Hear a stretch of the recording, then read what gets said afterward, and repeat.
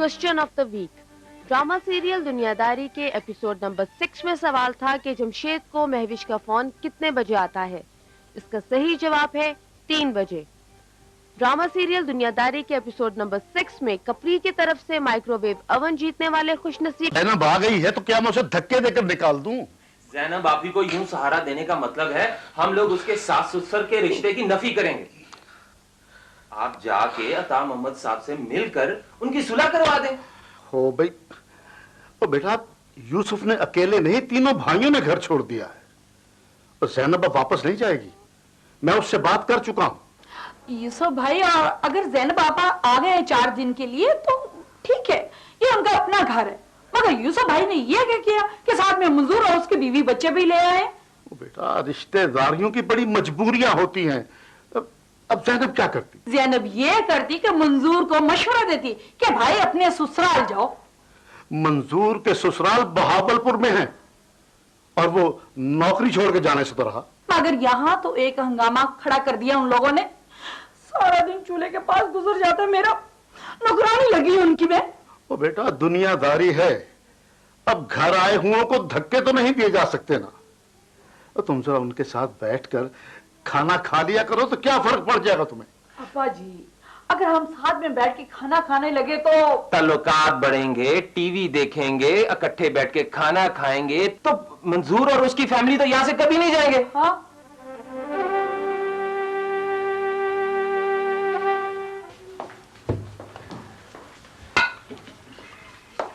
मंजूर बेटा जी, हम यूसुफ की तरह आपको भी अपना दामाद ही समझते हैं बेटा।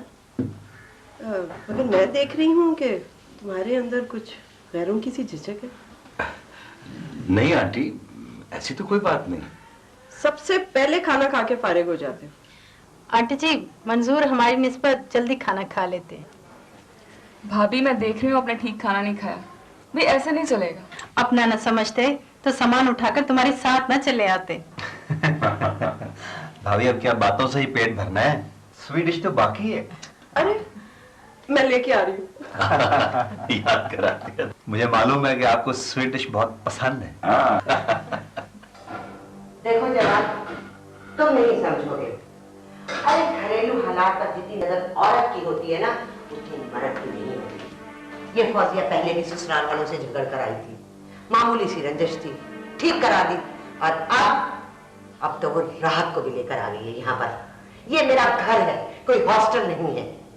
अनिला, जरा सोचो, अब ऐसा भी तो नहीं हो सकता कि मैं उसका सामान उठा के बाहर फेंक दूं। भाई, आपने बाप को उसका। फौजिया अगर इस घर में हमेशा के लिए आ गई तो मेरी बेटी का तो कल मुस्तकबिल तारीख समझो। अरे लोग कहेंगे इनकी बेटियों का तो काम ही यही है, दामादों को उनके घरों से उखेड़ के ले आती है। ठीक, मैं राहत से बात करूंगा कि वो अपने रहने के लिए अलग इंतजाम करे। हाँ बिल्कुल, और फिर ये देखो कि हमारी जाती जिंदगी कितनी डिस्टर्ब होती है। ठीक है। और उसने सोचा होगा राहत ने कि बिना काम किए कराए यहाँ पर अच्छा स्टेटस मिल रहा है। अरे उनको चाहिए मेहनत करें, जद्दोजहद करें, अपनी जिंदगी बनाए खुद।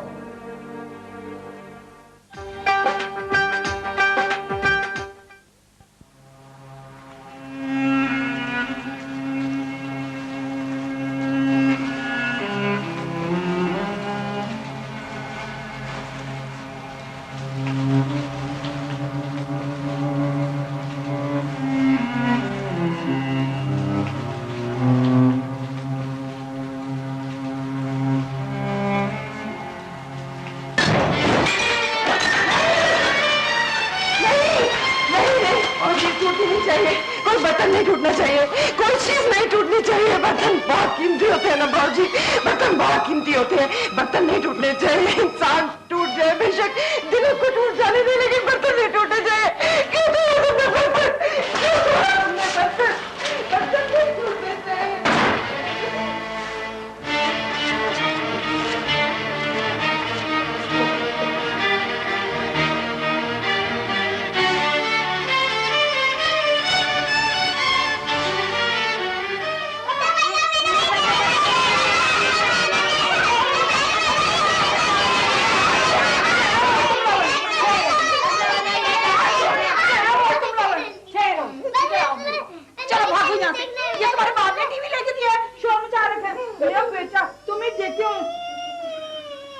शोर मचाया हुआ है। भाभी कुछ तो हिसाब से काम लिया होगा। क्या किया? अगर अपने बच्चों को भी एक थप्पड़ लगा देती ना तो मैं समझती अपने माँ बनकर। ओहो, मेरे बच्चे जब भी टीवी देखने लगते तुम्हारे बच्चे उनकी ख्वाहिश पूरी नहीं होने देते। एक मुसीबत उठा रखी इस घर में। हुआ क्या है जायदा? हमें पूछना तो आपको मुझसे चाहिए था और आप भाभी से पूछ रही हैं। बस आज के बाद कोई बच्चा टीवी नहीं देखेगा, मैंने बंद कर दिया है। और बेटा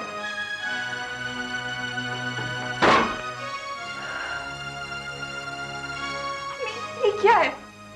बेटी जैनब, तुम्हें पता तो है कि ये प्लॉट अरशद के नाम का, और कुछ उसने अपने ससुर से और कुछ दफ्तर से कर्जा लेकर कोठी इन्होंने बनवाई है, और जायदा अपनी मलकियत जता रही है बेटे, और कोई बात नहीं है। क्या भाई की शादी के बाद? हाँ बेटा, मगर मैं हूं ना। कहाँ है आप?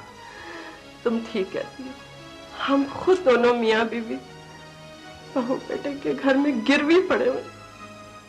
अबू उनके बच्चे हमें रोज मारते और वो हमें टीवी भी नहीं देखने देते। आपको रोज मारते हैं बेटा? जी। आपको टीवी भी नहीं देखने देते? नहीं। बेटा हम खुद हालात के मारे लोग हैं, अपना घर होते हुए भी पनाहगुज़ीन बने हुए। अच्छा तुम जाओ खेलो बेटा, मैं समझा दूंगा। जाओ शाबाश। अगर इतने दिल उदास है तो अपने घर चले जाओ ना वापस। कहते हैं कि सफर पर रवाना होने के बाद मुड़कर नहीं देखा करते। मंजूर, आपको नहीं पता यहाँ कितनी सियासत चल रही है। तुम्हारे घर में भी सियासत, मेरे घर में भी सियासत। बताओ हम सियासत से बचकर किधर जाएं? तो अलग घर ले लेना। तुम्हारे ख्याल में मैं इतना बेवकूफ हूं कि मेरे जहन में यह ख्याल भी नहीं आया होगा? राबिया बेगम, पुराने कपड़े और मकान में एक फर्क होता है। पुराने कपड़े तो ढेरों की सूरत में मिल जाते हैं, मगर मकान नसीबों वालों को मिलता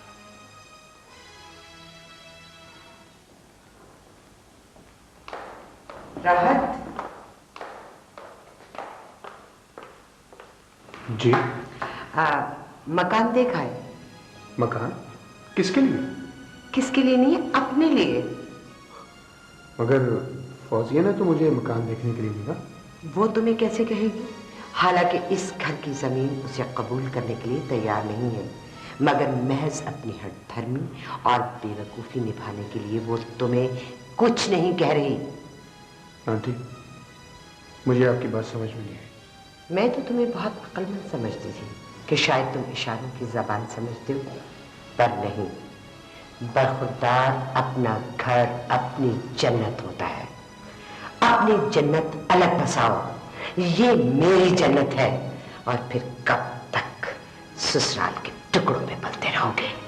और वो जो किसी ने कहा है ना, बहन के घर भाई और सास के घर जवाई दोनों एक से ही होते हैं। तो मुझे करना चाहिए। मगर तुम कहाँ जा रहे हो, कुछ बताओ तो सही। कहाँ जा रहा हूँ ये मुझे पता नहीं, लेकिन यहाँ से जा रहा हूँ। तुमसे कुछ पूछ रही हूँ। तुम यहाँ चंद दिन और गुजार सकती हो, लेकिन मेरे लिए यहाँ एक एक लम्हा कयामत का गुजारा है। मुझे ये घर छोड़ना है। मैं भी तुम्हारे साथ चलूंगी, मगर जाएंगे कहाँ? ये बात बाजी कुलसुम को थप्पड़ मारने से पहले सोचनी चाहिए थी। अगर तुम्हारे इस घर में हैसियत मुतनाज़िर थी तो मुझे यहाँ नहीं लाना चाहिए था। मेरे माँ बाप का घर छीन लिया, अपने माँ बाप के घर तुम रह नहीं सकती। कौन कहता है? तुम्हारी सौतेली माँ। शुक्र करो कि उन्होंने मुझे धक्के नहीं दिए, मगर धीमे लहजे में एक एक बात कह दी। यही सलूक होना चाहिए था मेरे साथ।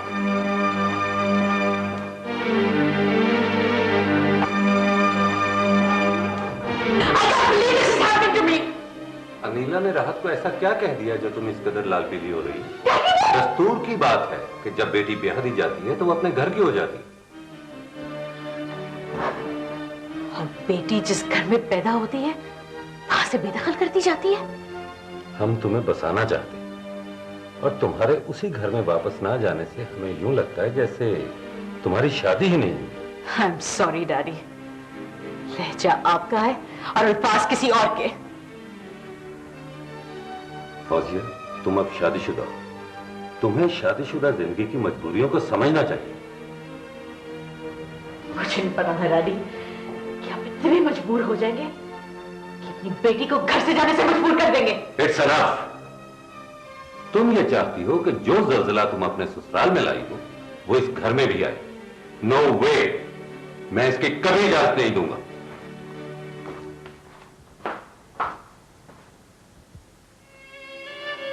पूरा घर उदासी की लपेट में है।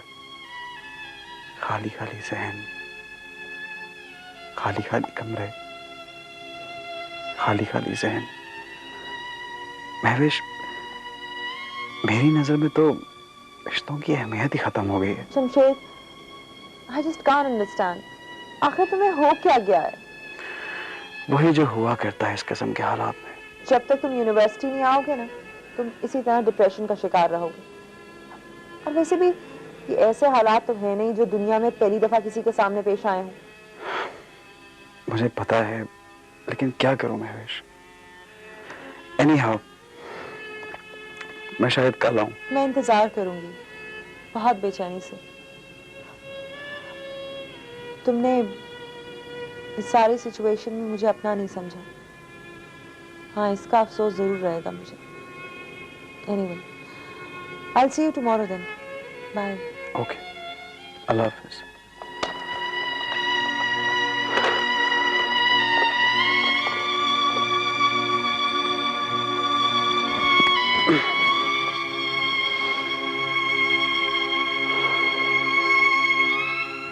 क्या शादी के बाद बाप के घर पे बेटी का कोई हक नहीं रहता?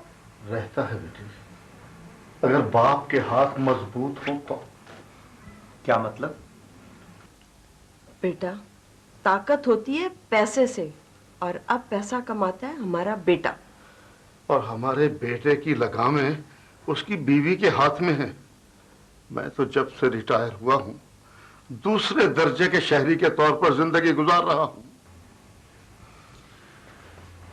आप फिक्र न करें अंकल, हम जितने रोज रहेंगे हिसाब करके खाने के पैसे दे देंगे।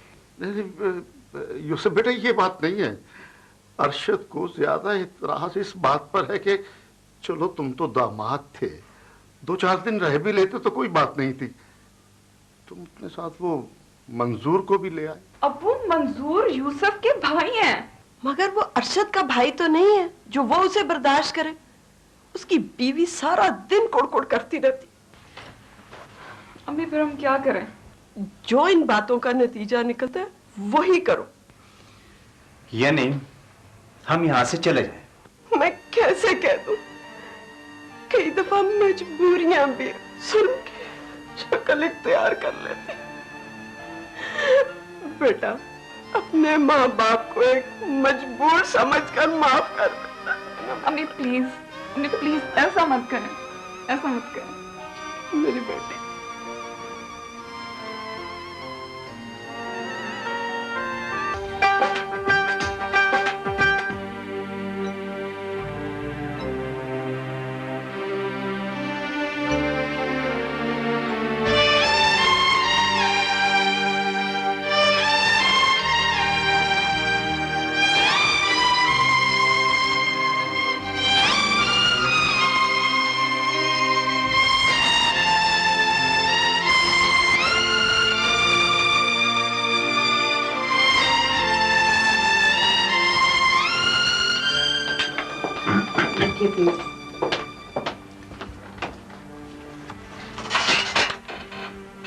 इंशाल्लाह कलसूम ठीक हो जाएंगी। मैंने उसका पूरा सेशन किया है। असल में वो एक बहुत हसास लड़की है। उसे कोई ऐसा सदमा पहुंचा है जिसकी उसको तवक्का नहीं थी। डॉक्टर साहब, चुप सी लग गई है मेरी बेटी को। चुप भी टूट जाएगी एक दिन, और नॉर्मल होने में कुछ वक्त तो लगेगा। हाँ भाऊ यार, डॉक्टर साहब ठीक कहते हैं, कुछ वक्त तो लगेगा ना, और वक्त ही सबसे बड़ा मरहम होता है।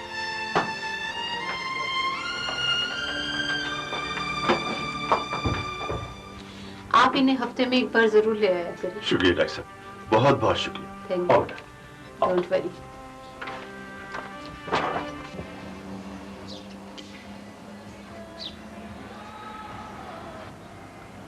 अरे साहब, 3-4 मकान दिखा चुका हूँ आपको, किसी की गली आपको पसंद नहीं, किसी में मालिक नीचे रहते हैं और किसी ने मकान में पार्टीशन कर रखी है।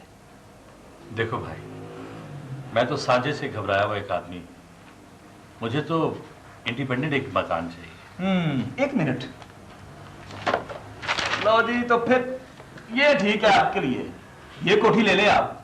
2 बेडरूम है, ड्राइंग डाइनिंग किचन और अटैच बाथ भी है, बाहर की तरफ बरामदा भी। मेरा ख्याल है कि ये बिल्कुल ठीक है आपकी फैमिली के लिए। इसका किराया कितना है? यही सिर्फ 7,000। 7,000? क्या हो गया मकान के किरायों को? फैशन, प्राइवेसी के नाम पर ज्वाइंट फैमिली सिस्टम टूट रहा है। देखें साहब, पहले एक छत के नीचे 4 भाई रहते थे, अलहदा हुए तो 4 मकानों की जरूरत तो पड़ी ना। खेतों में खड़ी फसलों की इतनी कीमतें नहीं बढ़ रही साहब, जितना खड़े खड़े मकानों के किराए बढ़ रहे हैं। भाई 7,000 किराया तो मेरी पहुंच से बाहर। तो फिर ठीक है, आपकी पहुंच का मकान मैं आपको 2-3 दिन में अरेंज कर दूंगा।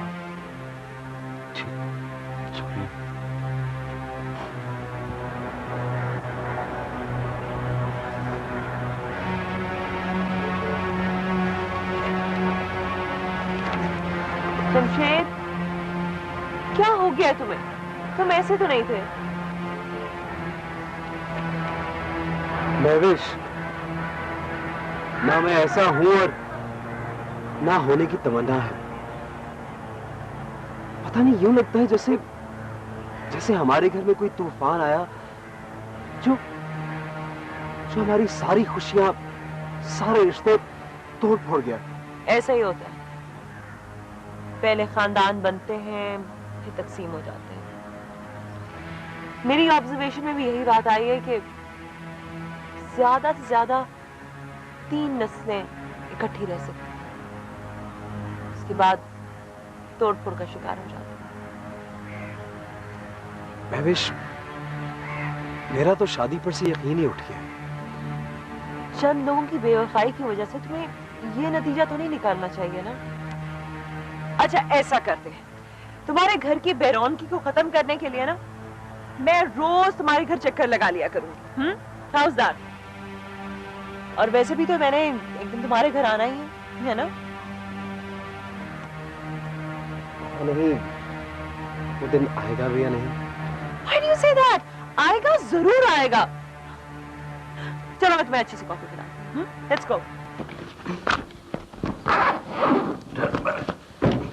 राबिया, दोपहर के खाने का क्या बंदोबस्त? मंजूर, अब इस घर में किचन तो है लेकिन बर्तन ही नहीं है, पकाएंगे कैसे? ऐसे करे बाजार से ले। बाजार से क्या ले आऊं? बर्तन या खाना? लो, काम तो बन गया। आप ऐसे करें कि बाजार से चावल ले आए, मैं मिनटों में उबाल देती हूँ। खाली चावल खाएंगे? बाजार से सालन भी ले आए। राबिया, कब तक बाजार से लाकर खाते रहेंगे? कब तक? मंजूर, आखिर इस घर को मुकम्मल होने में कुछ वक्त तो लगेगा ना। इस मकान को तो शायद हमारे बच्चे भी घर न बना सके। जो हवेली तुम छोड़ आई हो, उस हवेली में हम कितने सुकून से आबाद थे। जो फैसला करते हैं ना, उस पर कायम भी रहते हैं। घर छोड़ने का फैसला मेरा नहीं, तुम्हारा था। तुम्हें वहां अपने और अपने बच्चों का मुस्तकबिल तारीक नजर आता था ना। अब इंतजार करो उनके मुस्तकबिल रोशन होने का इस किराए के मकान में, जिसे तुम घर कह रही हो। मंजूर, अगर तुम इस तरह घबराओगे ना तो कुछ नहीं कर सकोगे तुम। अच्छा, मैंने दफ्तर चक्कर लगाऊं, 6-7 दिन हो गए वहां से गायब हूं, पता नहीं क्या सोचते होंगे। तुम जल्दी से मेरी कोई कमीज इस्त्री कर दो। मगर मंजूर, इस्त्री तो घर में है ही नहीं। वो हाँ तो हम ज़ैनब की इस्तेमाल करते थे ना, आप बाजार से करवा लो। जब घर का सामान पूरा नहीं था तो क्या जरूरत थी अलग होने की? इस्त्री ज़ैनब की, वॉशिंग मशीन ज़ैनब की, बर्तन बाबूजी के, घर दादा जान का। क्या तुम्हारे पास सिर्फ बर्बाद होने का आइडिया था? क्या क्या लाऊंगा मैं बाजार से?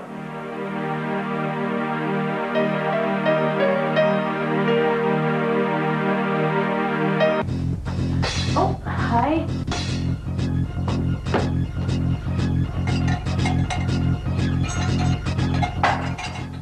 ये क्या किया? बंद क्यों किया? ये अता मोहम्मद की हवेली नहीं है कि लोग चुप रहेंगे। ये नया मोहल्ला, नए लोग हैं, जवाब दे देंगे। अभी तो आजादी मिली है। आजादी पता यह है कि पॉलिटिकल साइंस पढ़ी है। क्या है राहत, ये बताओ कि हमारा ड्राइंग रूम कैसे है? बस ठीक है। देखो ना, हमारे मेहमान आएंगे तो यहाँ बैठा करेंगे। तो पहले क्या हमारे मेहमान सड़क पर बैठते थे? राहत, व्हाट्स रॉन्ग विद यू? मुझे अलहदा होने की तावीलें मत दे प्लीज।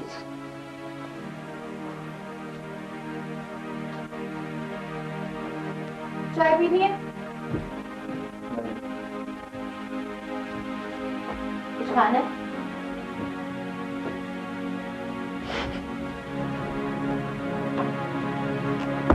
ज़ैनब, उस हवेली में भी तुम्हारा दम घुटने लगा था, सांस लेने में तकलीफ महसूस हो रही थी तुम्हें। आप तो बड़े आराम से थे ना वहां पे।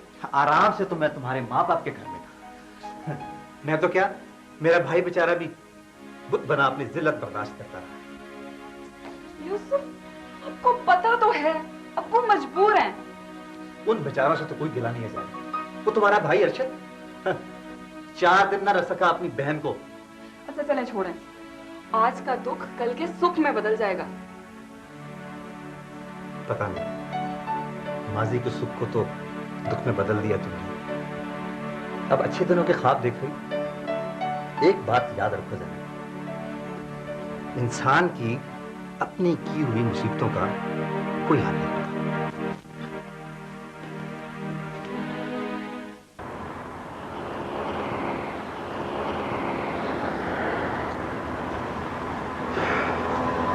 यार एक ग्लास देना।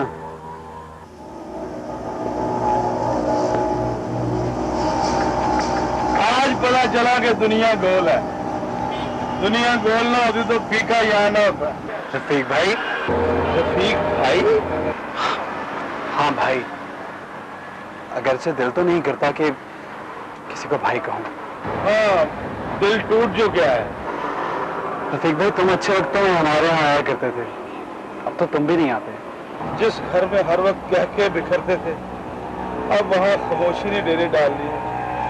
तुम्हें पता, मुझे शोर अच्छा लगता है, इसलिए यहाँ आ गया हूँ।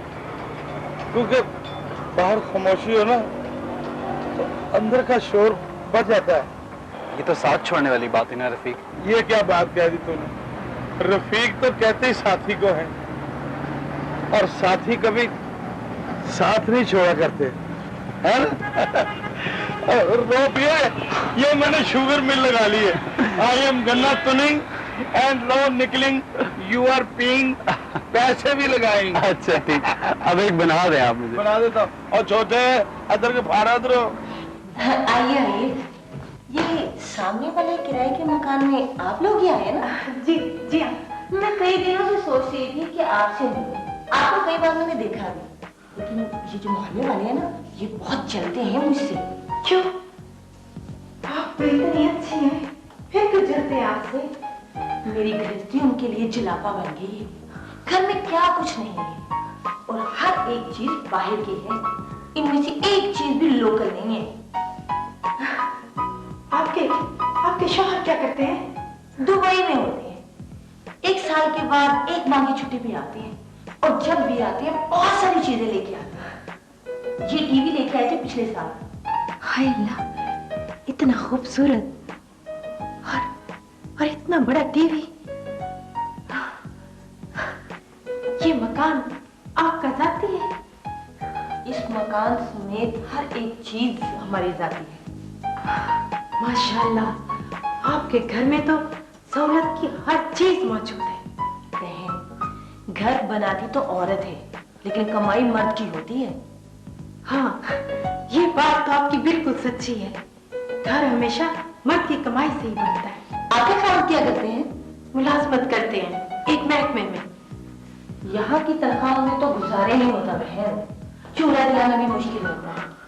अलबत्ता ऊपर की आमदनी हो तो घर में रौनक होती है। हाँ, ये बात तो अब मेरी समझ में आ गई है। आइए ना, बैठिए। जी।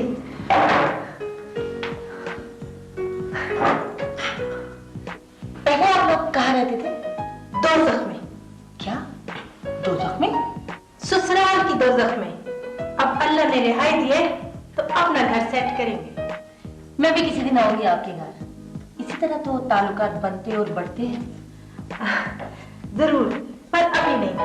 जरा मैं अपना घर सेट कर लूं फिर। इतनी जल्दी घर सेट नहीं होते बहन, वक्त लगता है। हमारी भी ससुराल से जान छूटी तो घर में ये 4 चीजें लगी नजर आई।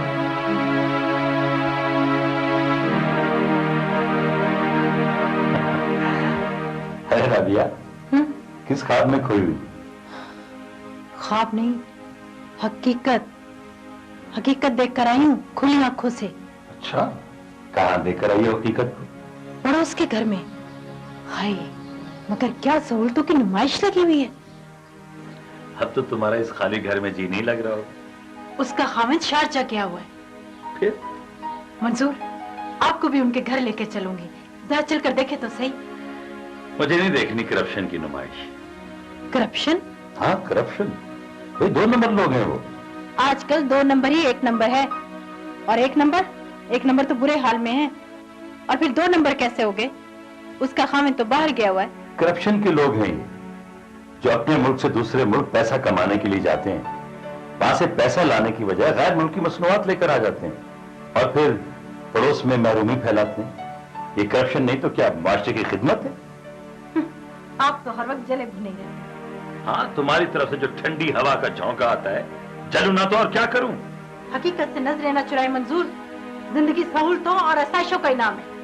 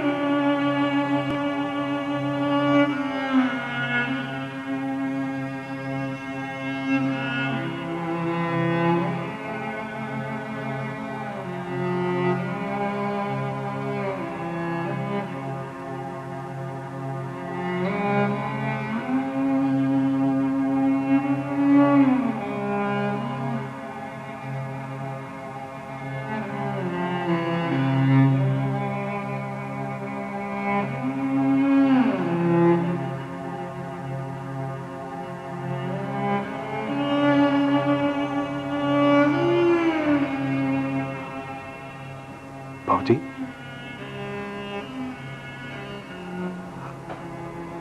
बाबूजी, चाय बनाऊं आपके लिए? हाँ, देखो बेटा, बैठो बेटा, बैठो।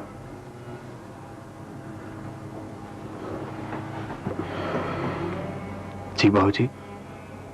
जमशेद बेटा, आज मैं तुमसे भी फैसला करना चाहता हूं।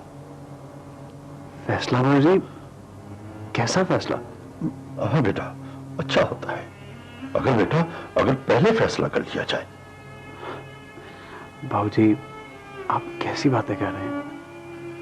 ऐसी बातें पेश आ चुकी है बेटा, और अगर तुम भी शादी के बाद अलहदा होना चाहते हो, और उस तरह अलहदा होना चाहते हो जिस तरह तुम्हारे भाई गए, तो खुदा के लिए आज ही चले जाओ, आज ही चले जाओ। देखो ना, तुम नहीं जानते निफाकत जितनी अर्सी की होती है, दुख भी उतना ही गहरा होता है। नहीं बाबूजी, कहीं नहीं जाना मुझे, नहीं जाऊंगा मैं, बल्कि अब मैं शादी भी नहीं करूंगा। अब मैं कुर्बानी दूंगा।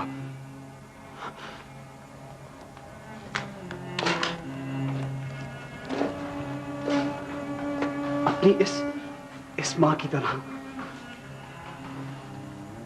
मैं अपनी माँ को छोड़ के कहीं नहीं जाऊं।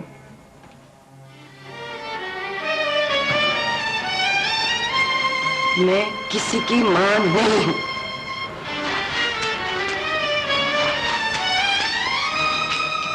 मैं किसी की मां नहीं हूं।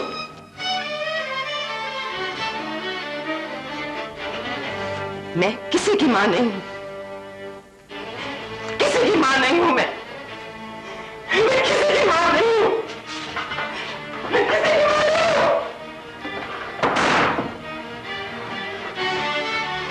बाबूजी आप बेटा बेटा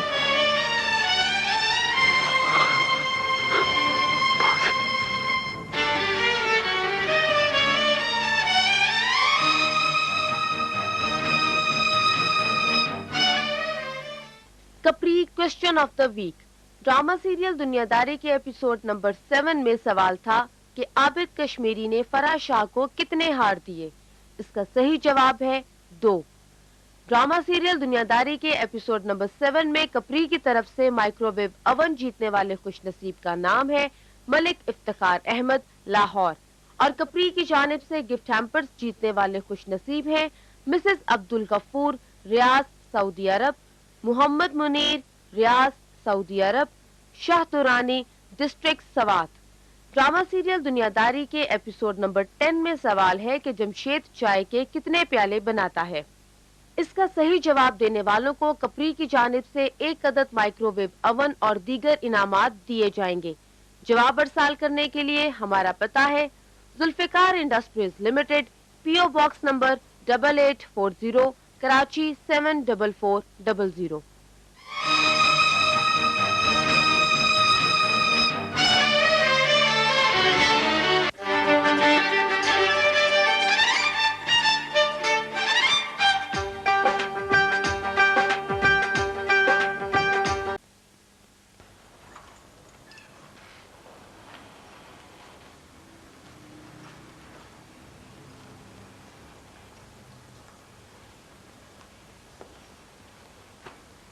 अरे आप आ गए। राबिया, ये बच्चे कहाँ हैं? वो सामने वालों के घर टीवी देखने गए। टीवी देखने गए? ये बंदा किसी और के घर में आजादी से टीवी देख सकता है, और वो भी खास तौर पे बच्चे? यह सवाल आप अपने आप से पूछिए। सारे सवाल मेरे लिए रह गए हैं क्या? ये सवाल आपके लिए है। मैं सब समझती हूँ, क्या कह रहे हैं आप?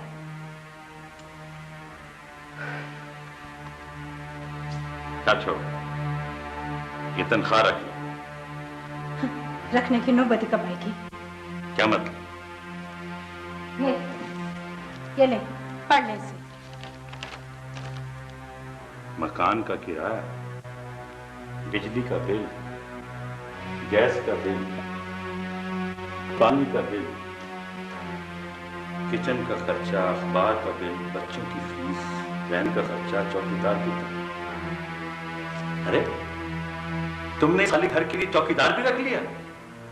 पहले कहा है सवाल देता है ना दे इज्जत। मैंने इसमें आपके खर्चे के पैसे नहीं लिखे। मुझे कुछ नहीं चाहिए। सब कुछ अदा करके भी पूरे महीने के लिए कुछ नहीं बचा। शुक्र करो इस माशी जंग में हमारी जानें बच गई। कितनी रौनकें होती थी आज के दिन जब हम हवेली में बाबूजी के साथ होते थे। मंजूर, अगर आप माँ का रोना रोने की बजाय हाल पर गौर करें तो मुस्तकबिल की तामीर भी हो सकती है। इस तनख्वाह में तो शायद मुस्तकबिल की तामीर ना हो सके। तो वही करो ना जो सारा जमाना करता है। बेईमानी? जमीर बेच दूं? बिल्ली के जब पांव जले थे ना तो उसने अपने बच्चे अपने पैरों के नीचे ले लिए थे। तो आप भी वही कुछ करो ना जिससे जिंदगी का मुद्दत का सफर आसान हो जाए। तुम तो रोज रोज मरना चाहते हो। यही कुछ नक्शा बन गया है जिंदगी का। 2 नंबर बन जाओ मंजूर, 1 नंबर में कोई इज्जत नहीं है। सोचो जरा, ये खाली खाली घर, खाली खाली पेट, भरा है तो सिर्फ जहन, वो भी उलझनों से। मैं आप लूट मार करने के लिए नहीं उकसा रही हूँ, लेकिन इतना तो हो जिससे सांस लेनी आसान हो जाए।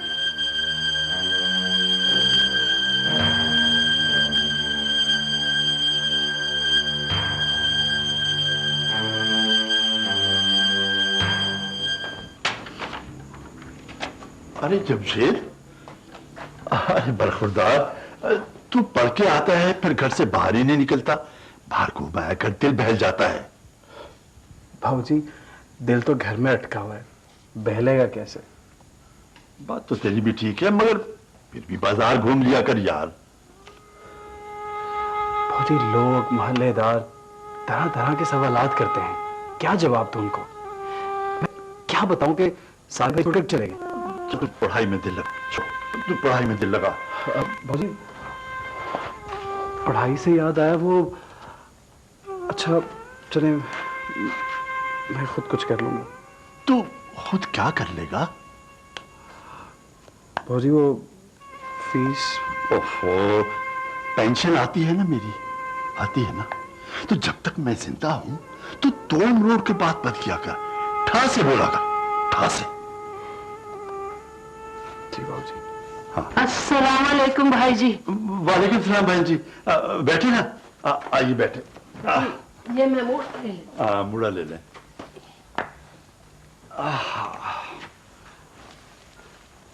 कुलसूम कैसी है? बहन जी, हम तो वैसे के वैसे ही हैं, सकताए हुए। हाँ, ये तो बात है। वो मैं कमेटी का पूछने आई थी।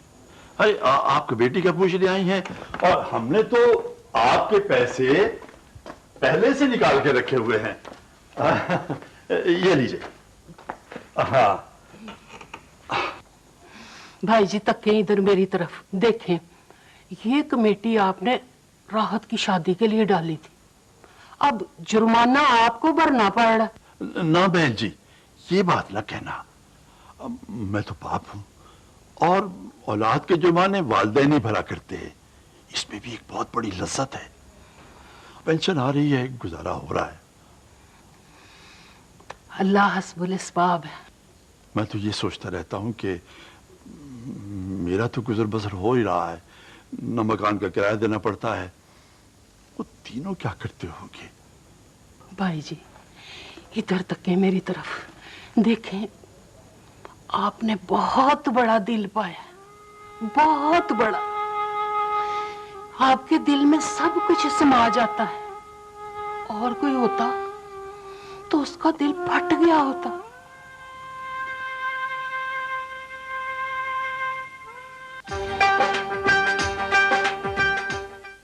ज़ैनब, इसमें से 100 का नोट भी इधर उधर हो गया तो अगले महीने के बजट तक ये नुकसान पूरा नहीं होगा। मुझसे नहीं चलता आपकी तनख्वाह में घर, खुद ही चलाएं।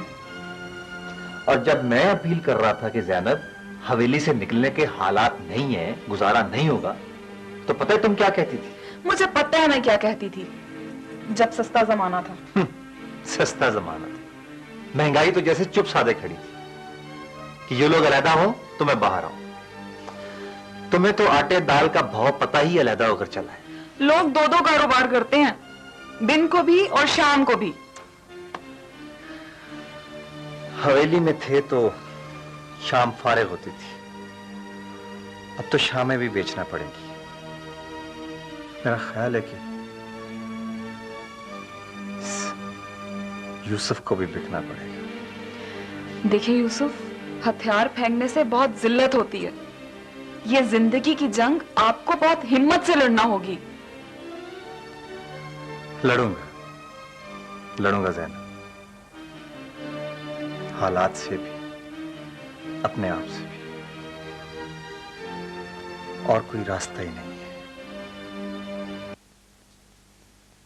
हाँ मेरा बेटा, नौकरी कैसी चल रही है?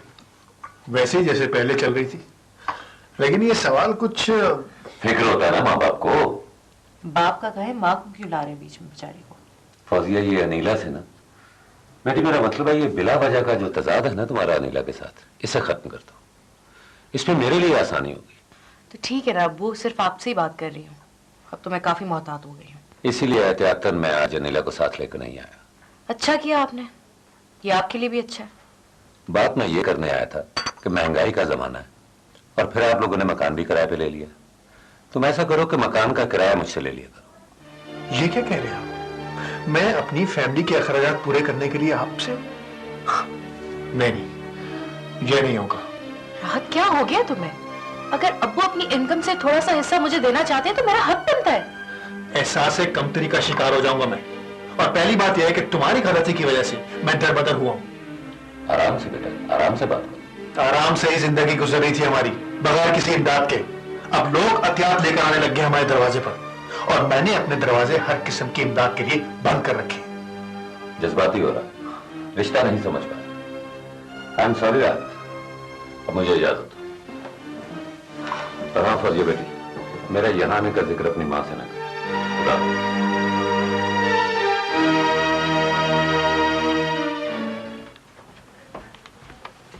मंजूर भाई आइए, पार्टी आ गई है। पार्टी? कैसी पार्टी? काम क्या है? अरे हमारा काम तो है कि पार्टी को मुंह दर मुंह करा देना। काम आपने करना है, रकम उन्होंने देनी है, हम तो कमीशन में हिस्सेदार हैं। आइए जल्दी कीजिए। लेकिन नासिर, मैंने ये काम कभी नहीं किया। तो भाई पहले दिन ऐसा ही होता है। आइए आज जल्दी आ भाई। देखो नासिर, मंजूर ये है वो साहब, लाइए पैसे दीजिए। यार कोई देख ना ले। यार चारों तरफ यही धंधा हो रहा है, तुम क्यों डरते हो? लो दिल मजबूत रखना, वो फाइल इनकी है। जब तुम्हारे पास वो फाइल आए तो दिल अपना मजबूत रखना। देखना कहीं जमीर न जाग उठे, जमीर अपना घर रख के आना। मैं जाऊं? हाँ ठीक है। देर आए दुरुस्त आए।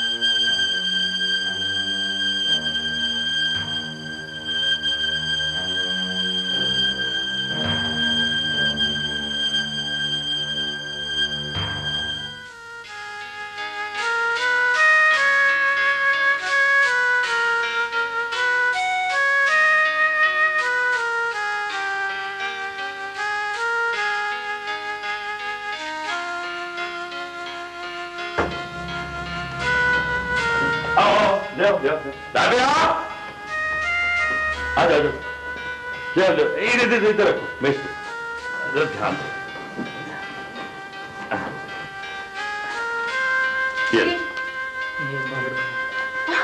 मंजूर, ये क्या है? टीवी। टीवी? हाँ? मगर आया कैसे? वही बाजार से लाया हूँ, बाजार में बिकते हैं। अच्छा, बाजार में बिकते तो है, लेकिन कैसे आया? कुछ बेचना पड़ता है, सो मैंने अपने सीने के दरमियान जमीर की लटकती हुई जंजीर बेच डाली और अपने बच्चों के लिए टीवी ले आया। मंजूर, मैं समझी नहीं। तुम्हें तो ये बात सबसे पहले समझ में आनी चाहिए थी। मंजूर, आपने बहुत अच्छा किया। टीवी खरीद के या जमीर बेचकर, या दोनों अमल? मंजूर, अब हमारे बच्चे तरसेंगे नहीं। उन्हें मैंने नहीं तरसाया, तुम उनके मुस्तकबिल की तामीर करने निकली हो और मेरे किरदार की इमारत जमीन बोस कर दी। अब इस घर में हर चीज आएगी और ये खाली घर भर जाएगा। लो जी आपी जी, एक नया लतीफा आया मार्केट में। लतीफा ये है कि एक दफा एक आदमी चोरी की गर्ज से घर में दाखिल हुआ। उसने जाके हर तरफ तलाशी दी, बोर्ची खाने में गया, कोटे में गया, कमरों में गया, डोलियां उसने देखी, अलमारियां देखी, कोई चीज उसको मिली नहीं। उसके बाद उसने देखा कि एक चारपाई पर एक आदमी बड़े आराम और सुकून से सोया हुआ है, इनकी तरह। ओह, उसने उसको उठाया और कहा, भाई कोई काम जाम किया करो, हम खाली आज जा रहे हैं। लतीफा है, खत्म हो गया। कब का? और लतीफा पास हो गया भाई। भाईजान, वो मैंने आपसे कुछ पैसों का जिक्र किया था। अरे परेशान ना हो, मैंने बंदोबस्त कर रखा है। थैंक यू भाईजान। राबिया भाभी नजर नहीं आ रही? बच्चों के कपड़े बदल रही, अभी आ जाएगी। यार तुम आए थे तो ज़ैनब को भी साथ ले आते। मैं दरअसल मैं ड्यूटी से सीधा इधर ही आ गया। यार यूसुफ, कैसा वक्त था जब दिन के 24 घंटों में से 12 घंटे हम एक साथ रहते थे, खुश रहते थे। और क्या ये वक्त है कि 12-12 दिन हमारी मुलाकात ही नहीं होती। भाईजान, हालात बदलने के लिए दिन रात हमें एक दूसरे से जुदा रहना पड़ेगा। वो तो तुम्हारी बात ठीक है यूसुफ, लेकिन मैं ये समझता हूं कि हालात इंसान के ताबे हैं। अगर इंसान चाहे तो खुद अपने हालात बदल सकता है। मुख्तलिफ हालात में नौयत मुख्तलिफ होती है। अब देखें ना भाईजान, कुछ लोग बगैर मेहनत के सारी जिंदगी ऐश करते हैं और कुछ लोग मेहनत करने के बावजूद। मैं तुम्हें पैसे ला दूं ताकि तुम्हारी टेंशन खत्म हो जाए। बड़े अफसोस की बात है राबिया, मेरा भाई आया और तुम्हारे पास फुर्सत के 2 लम्हे नहीं है कि आके मिल लो उससे। क्या करती मिलकर, जिस काम से आया कर दो। तुम्हें क्या हो गया राबिया? कुछ नहीं, मुझे क्या होना है? अगर एक भाई दूसरे भाई की जरूरत पूरी कर दे तो इसमें कौन सी अनहोनी है? वैसे तो उनके पास टाइम नहीं होता हमसे मिलने के लिए। हमारे पास टाइम होता है। हम उनसे कुछ मांगने के लिए नहीं जाते। राबिया, बड़े घटियापन पे उतर आई हो तुम। हवेली से निकलने के बाद तुम्हारे अंदर वाज़ेह तब्दीली आ गई। जिस बोझ से जान छुड़ाने के लिए वहां से निकली थी, आप चाहते हो कि उस बोझ तले फिर दब जाऊं? क्या क्या? साथ रहने और एक दूसरे का ख्याल रखने को तुम बोझ तस्वर कर रही हो? पैसे लेकर जाएं आप, बड़ी लंबी बहस है। और हाँ, आइंदा के लिए उसे मना भी कर दे। मैं नहीं मना कर सकता यूसुफ को, नहीं कर सकता मैं मना। 2 घर रह गए हैं, उनसे भी रिश्ता तोड़ लूं? कौन रह गया दुनिया में हमारा? इस तरह का रिश्ता तो जिससे चाहो जोड़ डालो। देखो देखो राबिया, अगर मैं अपनी कमाई से किसी बहन भाई की मदद नहीं कर सकता, अगर नहीं कर सकता तो फिर फायदा जिंदा रहने का? क्यों?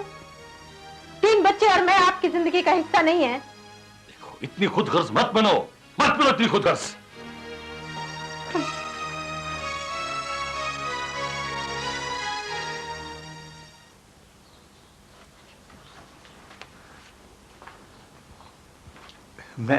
मैं तो अब जाने लगा था। मैं समझा कि आप शायद जाके सो गए हैं। अरे नहीं नहीं, ऐसी कोई बात नहीं। ये लो, तुम पैसे रखो। थैंक यू भाई, थैंक यू वेरी मच। ये मैं अगले महीने के एंड तक इंशाल्लाह। कैसी बातें कर रहे हो? तुम भाई हो मेरे, छोटे भाई हैं। Thank you very much. खुदा हाफिज। खुदा। भाभी को सलाम दीजिएगा। अच्छा।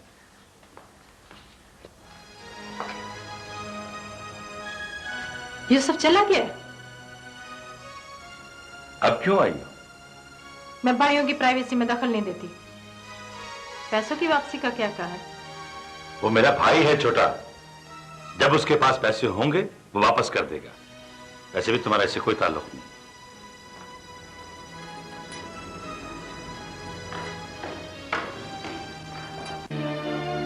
मंजूर भाई के अलावा आपका और कोई वाकिफ नहीं था जिससे रकम उधार मिल सकती?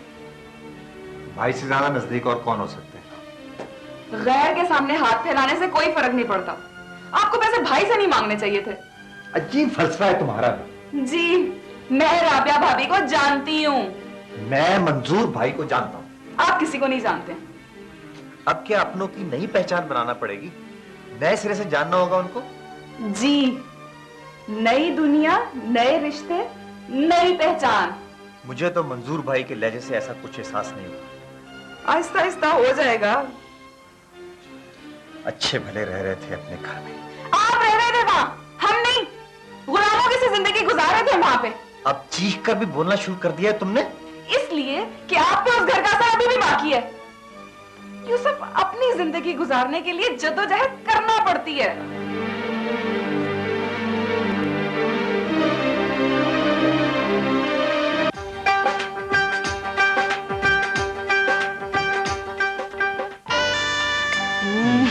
हलवा तो कुछ अच्छा ही बन गया।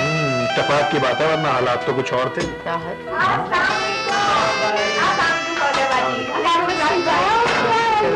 कैसी हो? बैठिए ना प्लीज। Thank you. फौजिया बाजी, आज शिवरात्रि आप हमारी तरफ आ जाती। वो मैं फौजिया, आज के दिन कुछ पकाया भी है कि नहीं? जी नहीं, आपकी मुंतजर थी। कुछ लाई है साथ? चलो बेटा राहत, हमारी तरफ चलो। नहीं डैडी, हमें अपने हालात में खुश रहने की आदत पड़ने दे। वहां जाएंगे तो जलाल, मैं इसीलिए आपके साथ नहीं आ रही थी। फौजिया हमेशा मेरे बारे में शुबे में ही रहती है। चलो एनीहाउ। हाँ, ये तो बताओ, कोई हवेली की तरफ से आया था? हाँ, सब आए थे, अभी गए हैं। और कोई सवाल?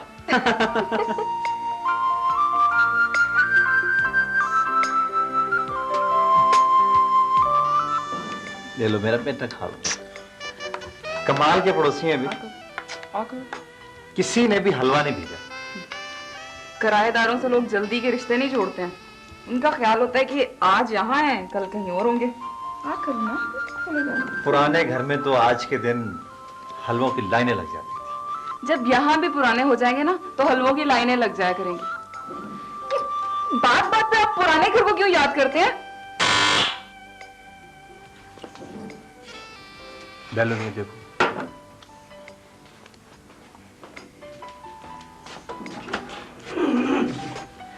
अस्सलाम वालेकुम मम्मी। वालेकुम अस्सलाम।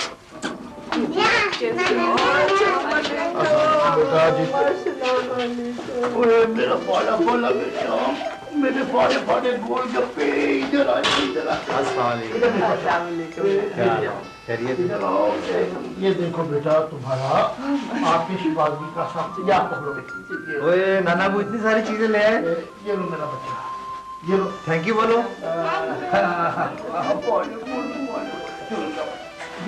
अस्सलाम वालेकुम।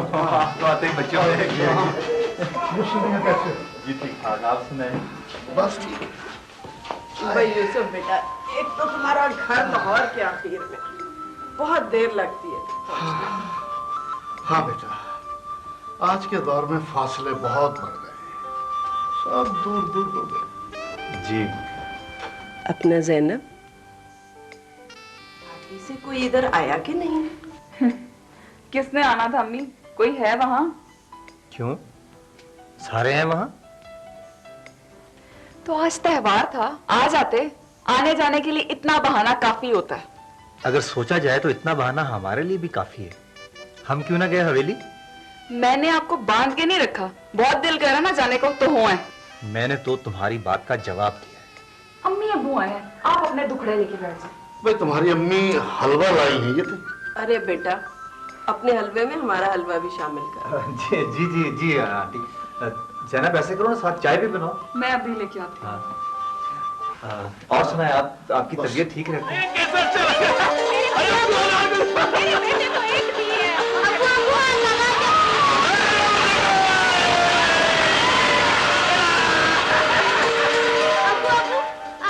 आज शिवरात है, दादा जान क्यों नहीं आए? फिर वही दादा जान की रट। अगर उन्हें इतना ही ख्याल होता तो आ न जाते। एक बार भी झांक कर नहीं देखा। अरे हम उन्हें छोड़कर आए, वो हमें छोड़कर नहीं गए। वैसे भी वो बड़े हैं हमारे।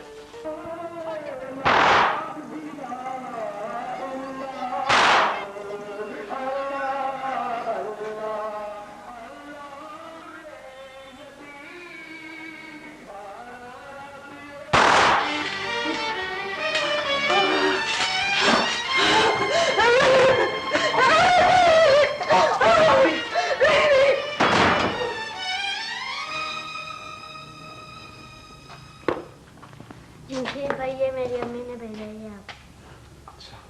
ये प्लेट ले जाओ।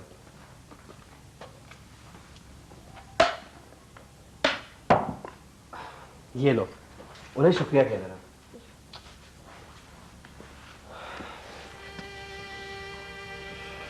बाबूजी, हम इतने हलवे का क्या करेंगे? बेटा जमशेद,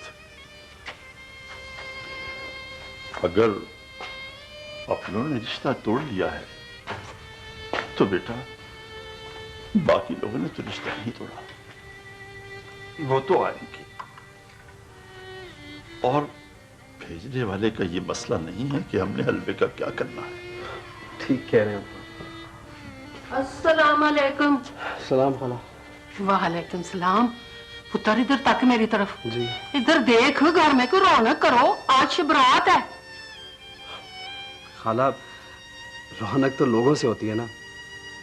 जिस घर का आंगन ही सुना हो वहां।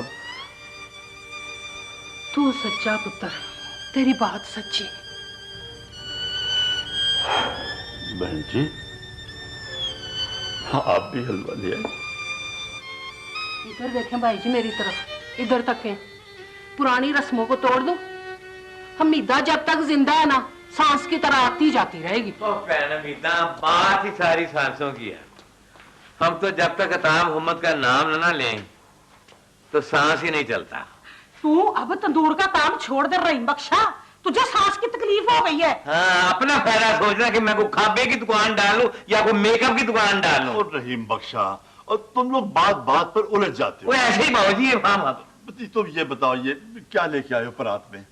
बाबूजी, इस हवेली से हर दफा सारे महल्ले में हलवा जाता है, तो क्या इस दफा नहीं जाएगा?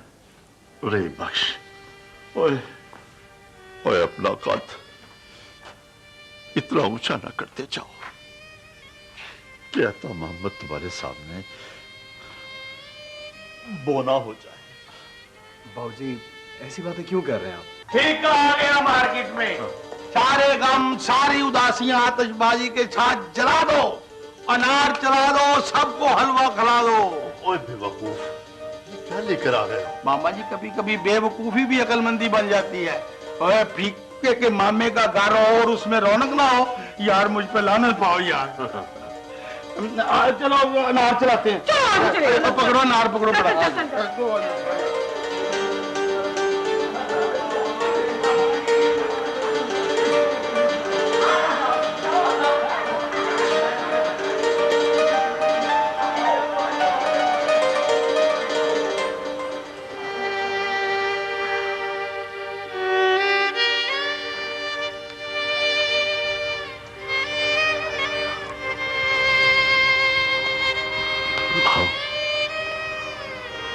होता मोहम्मद,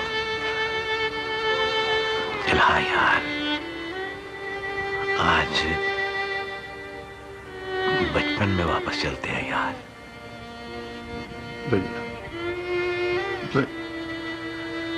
नहीं बहू, नहीं, अपने अंदर का बच्चा ना मार। आ यार।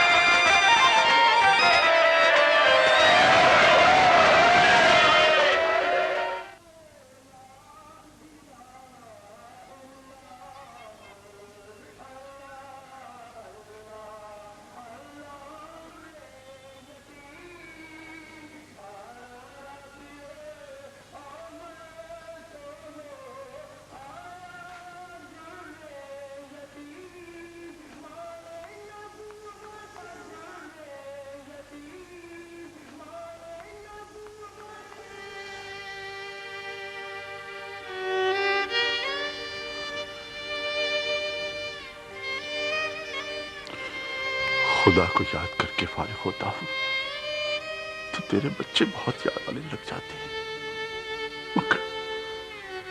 मगर आज त्योहार के दिन भी कोई नहीं आया मिलने।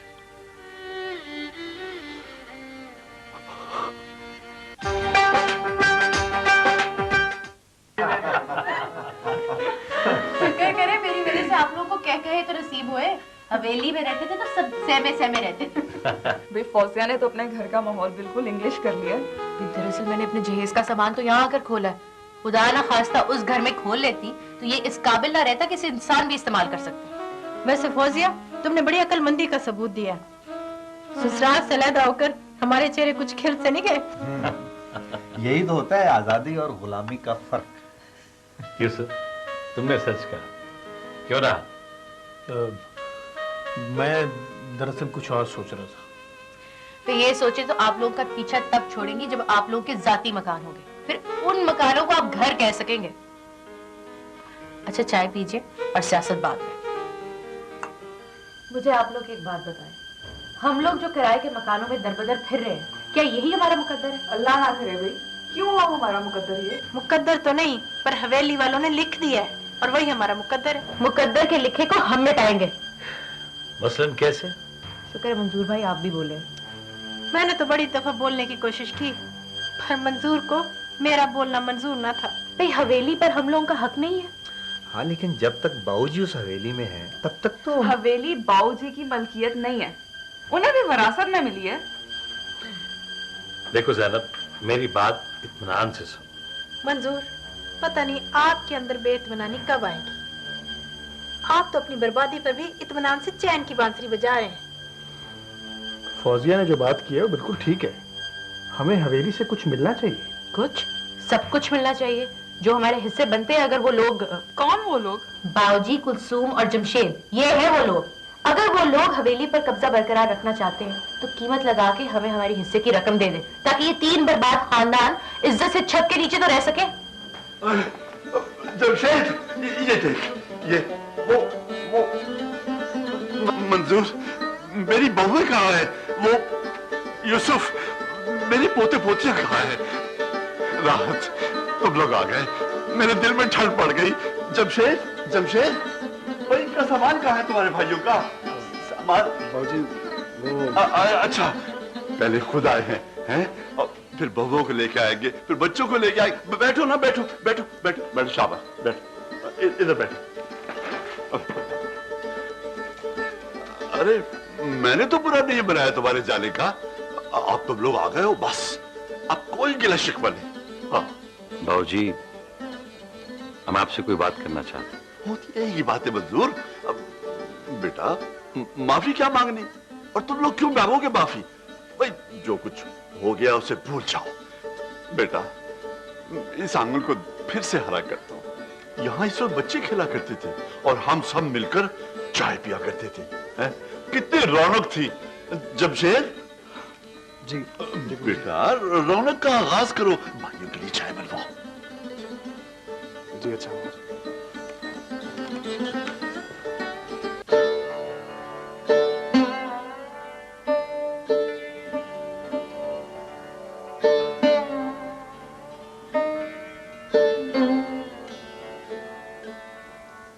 तुम लोग कहीं शर्मिंदा तो नहीं? हम शर्मिंदा नहीं है बाबूजी। मैं माजी की तलखियां नहीं दोहराऊंगा, क्योंकि सुबह का भूला शाम को घर आ जाए तो। बाबूजी, ना ही तो हम भूले और ना ही वो शाम आई है। देखो बेटा, मोहब्बत अगर मेरी खता है तो मैं उसके लिए माफी, और फिर देखो ना, औलाद से मोहब्बत तो हर वालिदैन करते हैं। बाबूजी, बात दरअसल यह है कि असल क्या असल? मैं तुम सबसे माफी मांगता हूं बेटा। और क्या तुम लोगों की डोरियां अभी तक दूसरों के हाथ में है? क्योंकि तुम्हारे लहजे की तलखी अभी तक। बाबूजी, हम तीनों भाइयों की ख्वाहिश है कि ये हवेली फरोख्त करके हमारा जो हिस्सा बनता है वो हमें दे दिया जाए। क्या कहा तुमने?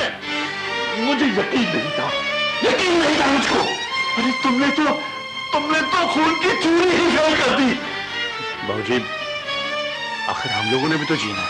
और मैं इस हवेली को बेच दूंगा, अरे जिसके माथे पर तुम्हारे दादा के नाम की तख्ती लगी है, और इस आंगन को भेज दूं जहां तुम्हारी माँ ब्याह कर आई थी।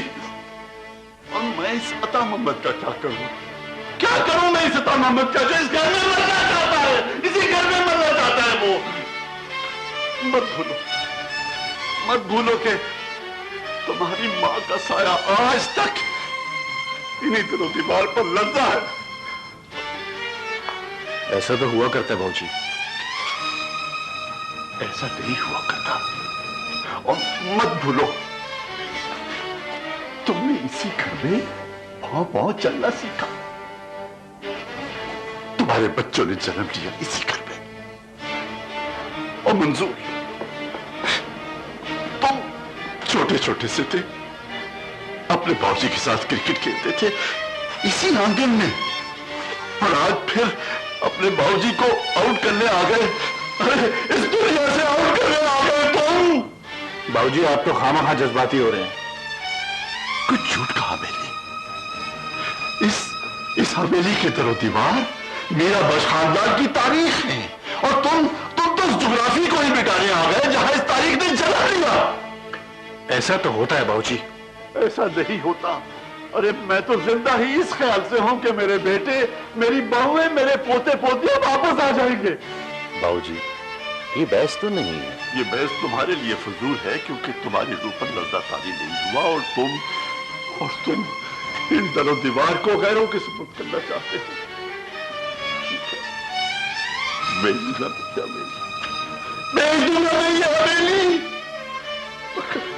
अगर कैसे भूल जाऊं इस आंगन से तुम्हारी मां का जनाजा उठा था। वहां मंजूर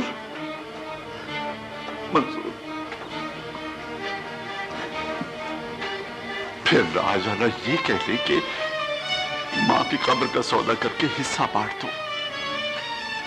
मां की कब्र पर तुम्हारा हक है ना। मां जो है तुम्हारी बेजुबान है।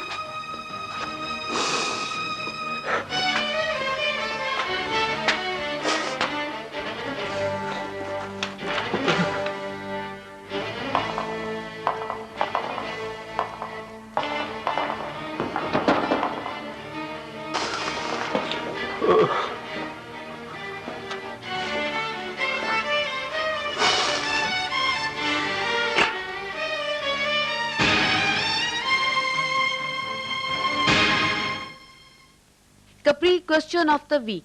ड्रामा सीरियल दुनियादारी के एपिसोड नंबर 8 में सवाल था कि सबा परवेज मेहमानों के लिए किस रंग का शरबत बनाकर लाती है। इसका सही जवाब है सुर्ख रंग का। ड्रामा सीरियल दुनियादारी के एपिसोड नंबर 8 में कपरी की तरफ से माइक्रोवेव अवन जीतने वाले खुशनसीब का नाम है खौला सज्जाद, कलियार टाउन, सरगोधा। और कपरी की जानिब से गिफ्ट हैम्पर जीतने वाले खुशनसीब हैं यूसुफ खान, पिशावर सदर, यासिर अली, कोयटा, इकरा सज्जाद, लाहौर। ड्रामा सीरियल दुनियादारी के एपिसोड नंबर 11 में सवाल है मंजूर यूसुफ को पैसे उधार देता है या नहीं। इसका सही जवाब देने वालों को कपरी की जानिब से 1 अदद माइक्रोवेव अवन और दीगर इनामात दिए जाएंगे। जवाब अरसाल करने के लिए हमारा पता है Zulfiqar industries limited, PO box 8840, Karachi 74400।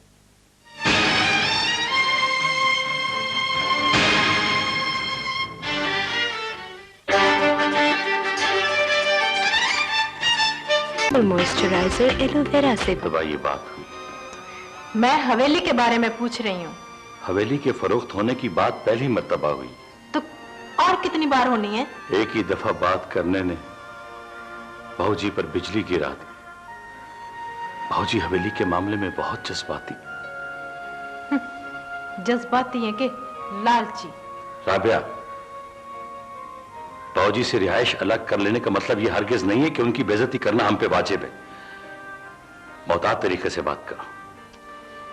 अगर मैं आपके साथ जाती ना तो आज कुछ ना कुछ तय जरूर हो जाता। ऐसा हरगिज नहीं होता राबिया, ऐसा हरगिज नहीं होता कि इधर आप ख्वाहिश का इजहार करें और उधर हवेली फरोख्त हो जाती। ये बहुत बड़ा सौदा है, आहिस्ता आहिस्ता ही गाहक लगेगा। तो क्या तब तक हम किराए के मकानों में रुलते रहेंगे? ऐसी ख्वाहिशें जिनकी बुनियाद बेवकूफी पर हो, उनमें रुलना शर्त, और मैं तुम्हारा साथ दे। आपका दबा दबा लहजा बता रहा है कि आप लोगों से बाबूजी के सामने कोई बात हुई नहीं। तुम तो चाहती यही हो कि अदालत से बैलफ लेकर जाए और बाबूजी का सामान उठाकर बाहर गली में फेंक दे। वो राहत भी कुछ बोला है कि नहीं? राहत, मुझे बताओ, बाबूजी के सामने हौसले से बात की या नहीं? फौजिया, हौसले और बदतमीजी में फर्क होता है। और तुम ये सुनना चाह रही हो कि हम तीनों भाइयों ने बाबूजी से बदतमीजी से बात की? मेरा ख्याल है, ख्याल क्या हकीकत है, कि हवेली बिकने का सबसे ज्यादा सदमा जमशेद को लगा होगा। जब हम वहां रहा करते थे ना, तो हम चारों भाई बाबूजी के जहन से सोचा करते थे, और जमशेद आज भी बाबूजी है। खैर, मुझे बताओ कि बाबूजी ने हवेली बेचने की कोई तारीख दी? फौजिया, तारीख तो खरीदार देता है, बाबूजी कैसे तारीख दे सकते हैं? बहरहाल, हमने अपना मुतालबा पेश कर दिया कि हवेली के बिकने के बाद हमें हमारा हिस्सा दे दें। अब देखो बाबूजी क्या चाल चलते हैं। चाल नहीं, हम तो बाबूजी को छोड़ आए, लेकिन बाबूजी ने हमारे चले आने को अभी तक कबूल नहीं किया। ताकि हवेली ना बिके, राहत इसलिए। मुझे बाबूजी की बातों से तो ऐसा नहीं लगा। तुम्हें इस दुनिया में रहना कहाँ है कि तुम दुनियादार लोगों की बातें समझ सको? शायद मुझसे गलती हो गई। हवेली जाते वक्त आपको कोई ऐसी दवाई पिला के भेजती जिससे आपका दिल आपके काबू में रहता। मेरा दिल काबू में है और काबू में था। तो फिर ये हवाइयां क्यों उड़ी हुई हैं? बाबूजी के सामने पहली मर्तबा। यही तो कह रही हूं मैं। देखो ज़ैनब, बाज लोगों से हम हादसाती तौर पर अलग तो हो जाते हैं, लेकिन जज्बाती तौर पर उन्हीं से वाबस्ता रहते हैं। तो क्या हवेली फरोख्त करके अपना हिस्सा लेने के मुतालबे से दस्तबरदार तो नहीं हुए हो? ऐसी बात नहीं है। हवेली फरोख्त होगी और हमें हमारा हिस्सा मिल जाएगा। भाई, मैं तो समझती हूँ कि बाबूजी की मोहब्बत, बाबूजी की शफकत असल में मुनाफकत थी। मत करो ऐसी बातें कि जन्नत से दोज़ख जाने का फासला बहुत कम रह जाए। हम सब भाइयों के अंदर एक एक बाबूजी छुपा बैठा है। बाबूजी सच का निशान है। ये अलग बात है कि हमने उनसे अलग होने का फैसला कर लिया और अलग हो भी गए। शुक्र है आपने कहीं ये बयान नहीं दे दिया कि हम हवेली वापस जा रहे हैं। ज़ैनब, सियाने कहते हैं कि दोस्त को ऐसे हालात में छोड़ें कि दोबारा मिलने में कोई शर्मिंदगी, कोई हिचकिचाहट ना हो। वापसी के सारे रास्ते बंद नहीं करने चाहिए, बल्कि वापस जाने के लिए रास्ता। वाह, बड़े मुतासिर होके आए हैं वहां से। नहीं, मैं अलहदा हुआ हूं और अलहदा रहकर दिखाऊंगा। ये होता है अज़्म। भाई के लिए पहले मैं भी यही समझा था, और चंद लम्हों के लिए तो मेरे चेहरे पर खुशी, होठों पर मुस्कुराहट आ गई थी कि शायद बेटे वापस आ गए हैं, मगर नहीं, वो तो धमाका करने आए थे, कर गए। हाय हाय बाबूजी, अब कौन सा धमाका रह गया था करने वाला? हवेली की फरोख्त का। नहीं बाबूजी, नहीं, आपकी जिंदगी में ऐसा नहीं हो सकता। हो रहा है ऐसा, रहीम बख्श, ऐसा ही हो रहा है। कुलसूम के सन्नाटे में आ जाने के बाद मुझ पर मुर्दरी तो छा ही गई थी। बेटों ने हवेली की फरोख्त का मुतालबा करके मुझ पर मिट्टी डाल दी। बाबूजी, ना मेरी बात सुने, आप मेहरों के बाप को साथ लेके जाएं, बात करें अपने बेटों से, ना बुलाइए, क्या बात हुई? रहम की अपील लेके जाऊं उनके पास जाऊं जिन्होंने आज तक पलट कर बहन का हाल तक नहीं पूछा। अच्छा, अब वो दोबारा हवेली की बात करने आए ना बाबूजी, तो मुझे खबर करना, अब मैं बोलूंगा। तुम बोलोगे तो शोर पड़ेगा, शोर पड़ेगा तो मोहल्ले वाले सुनेंगे, और मोहल्ला सुनेगा तो बदनामी होगी। बेरहमी की बात का रौला पड़ने दो बाबूजी, सुनने दो लोगों को। अखबारां दी रद्दी वेख लो, रसाले दी रद्दी वेख लो, पुराने घ्यो दे डब्बे वेख लो, खाली बोतलां वेख लो, नायलन दीयां जुत्तियां वेख लो, जो कोई वेखना अज वेख लो, फिर ना कहना फीका आया जे। वेख लो पुरानियां ब्रांडां वेख लो, और पुराने स्कूलों ने कम दिया कापियां वे ला। फीके तू? हाँ खाला मैं हूँ फीका। मेरे साथ का दूसरा नमूना तो मार्केट में आया ही नहीं। शादी होगी तो आएगा ना। ये क्या सब्जी लेके आई हो? सब्जी लेके आई हूँ। दूर से ही बासी लग रही है ईमान से। ये उसने चेक करके भी नहीं दिए कि ये मिठे हैं कि कौड़े हैं। है? मेरी एक बात सुनो खाला, मैं जब ये काम शुरू किया तो पहले ही सोचा था कि रद्दी का कारोबार अगर मेरा नहीं ना चला तो मेरा प्लान है सब्जी की दुकान खोलने का। तुम फिर मेरी दुकान से आके ना ताजा सब्जी रोज लेके जाना। गोंगलू, हलवा, कद्दू, किया, तोरी, पिंडी, तोरी, सारियां तोरियां। गोंगलू, हलवा, कद्दू, अपने जी सब्जियां रखना। बस खाला जी। है तू ऐसे बरूपिया। बस खाला जब भी फीका मार्केट में आता है ना तो कोई ना कोई नया ही आइडिया फेंकता है। ये तो है। और फिर लोग कहते हैं कि इतनी सियानी बातें तू कहाँ से करता है, क्योंकि मैं अंग्रेजी को भी जरा मुंह मार लेता हूँ ना। हाँ ये भी है। हाँ, क्योंकि आजकल मैं रिसाले वगैरह अंग्रेजी के पढ़ता हूँ तो उसमें कोई ना कोई अंग्रेजी मेरी चोंच में अड़ी रह जाती है। आई लव यू खाला, I can't live without you खाला।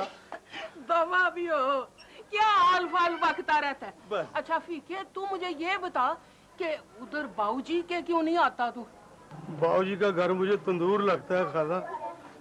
वहाँ पे बाप बेटे का रिश्ता, बहन भाइयों का प्यार सब सड़ के सुहा हो गया खाला। बाबूजी का चेहरा मुझे ऐसे लगता है जैसे कोई अखबार हो जिसमें बेवफाई की खबरें छपती रहती हैं खाला।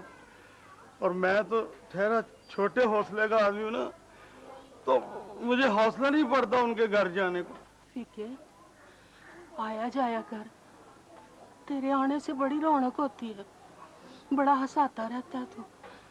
हंसाने वाला खुद ही गमजदा हो जाए खाला तो वो हंसाएगा कैसे? सोचो खाला सोचो। अखबारां दी रद्दी वेले, रसालियां दी रद्दी वेले, उन्होंने डब्बे वेले, अखबारां दी रद्दी वेलो, रसालियां दी रद्दी वेलो, टुटियां बोतलां वेलो, नैलन दी टिक्कियां वेलो, टुटियां बोतलां वेलो। घर गई थी? हाँ। कोई बात हुई? यूसुफ मुझे वहां जाके ऐसा महसूस हुआ कि अगर कारोबार में सरमाया लगाने की बात दामाद करे ना तो उसका वजन कुछ और होता है। बस मैं चुप हो गई। इसका मतलब है कि मुझे जाना होगा? जी। लेकिन ज़ैनब, मैं ये समझता हूँ कि तुम बेटी हो और वालिदैन बहन भाई तुम्हारी बात का वजन महसूस करेंगे। बहरहाल यूसुफ, वजन किसी की भी बात का हो, आप मेरे साथ चलें ताकि आपके दिमाग पर से बोझ उतर जाए और आप कारोबार अच्छे पैमाने पे कर सकें।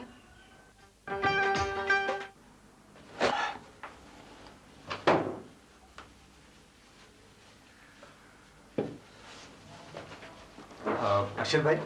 हाँ बोलो। वो मैं आज आपसे एक जरूरी बात करने आया था। क्या बात है? दरअसल वो इतनी जल्दी में करने वाली बात नहीं है। कहवा पीने के बाद बात कर लेते हैं। अभी मुझे एक दो कॉल्स करनी है।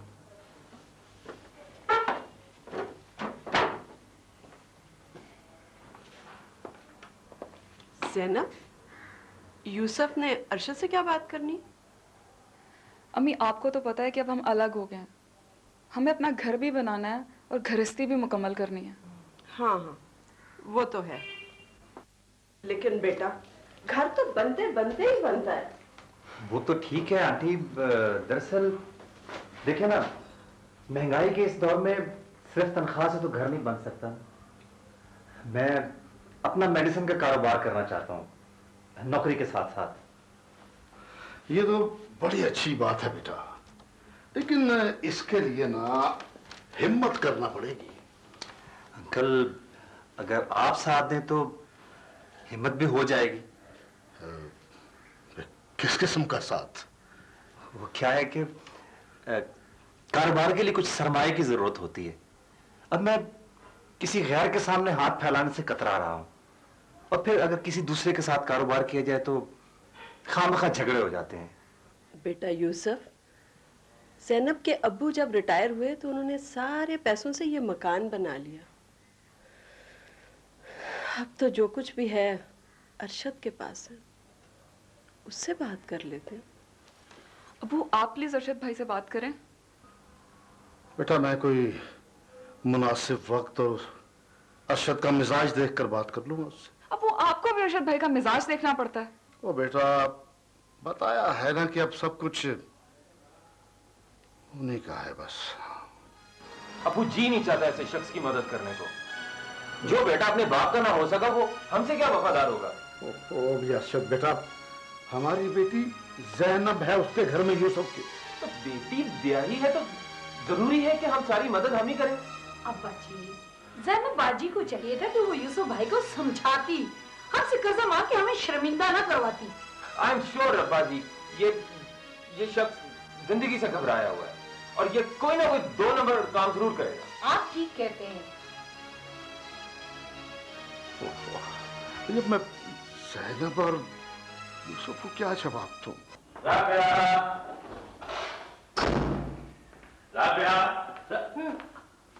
जी ये लो। ये क्या है? अरे देखोगे ना इसमें क्या है, देखो। तौबा है, बड़ा सस्पेंस हो रहा है। देखो देखो।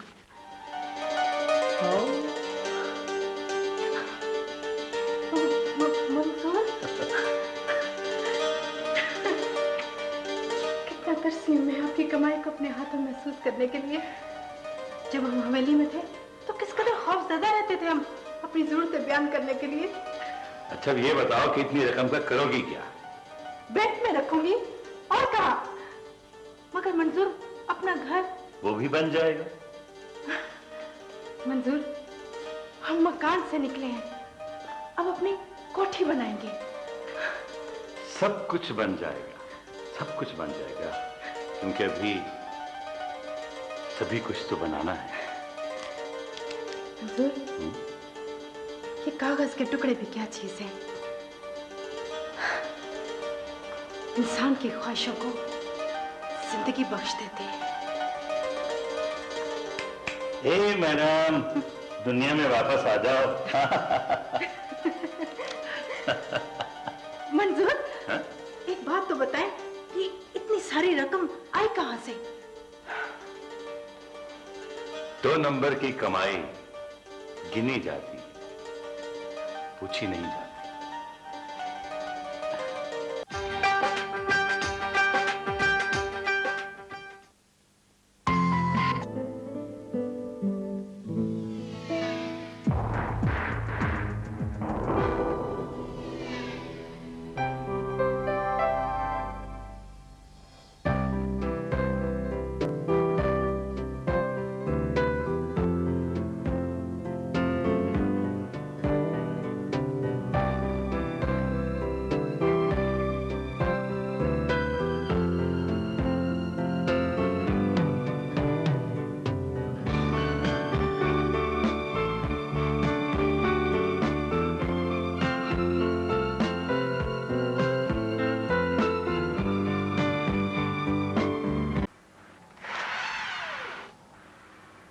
जी किससे मिलना है आपको?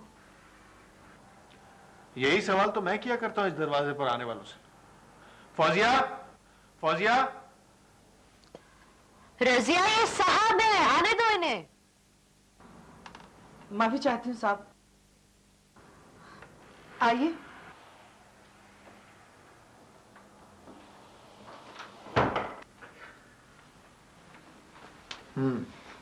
कैसी हो? ठीक हूँ। आई एम सॉरी, रजिया को मैंने आज ही रखा है, पहचानती नहीं है तुम्हें। लेकिन मैं तो उसकी जिम्मेदारी पर खुश हूँ। क्या करती, अकेली थी, मैंने कहा चलो कोई तो हो जिससे बात कर सकूं। हाँ, भरा घर छोड़ आई हो, वहशत तो होनी थी तन्हाई से। बात यह है कि हम अपनों की रौनक तो छोड़ आए और अब गैरों से रौनक कर रहे हैं।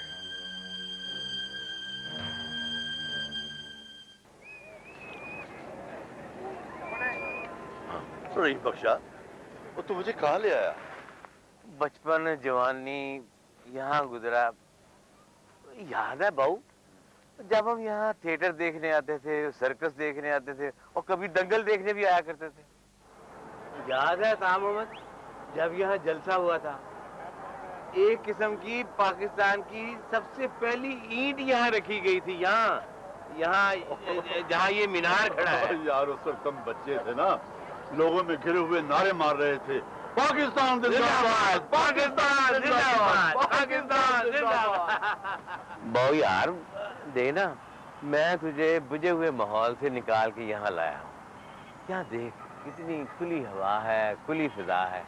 यार सारे मसले हल हो जाएंगे रहीम बख्शा, लेकिन कलसूम अभी रहने दे यार बाबू, अभी तो सिर्फ ना जमशेद के बारे में सोच।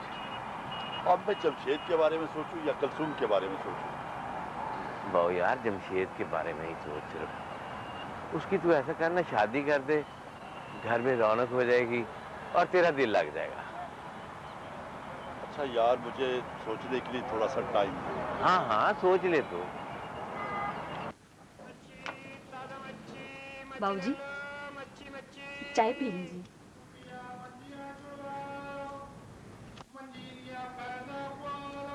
भाई जी आप चाय पिए, मैं आ रही हूँ काम खत्म करके।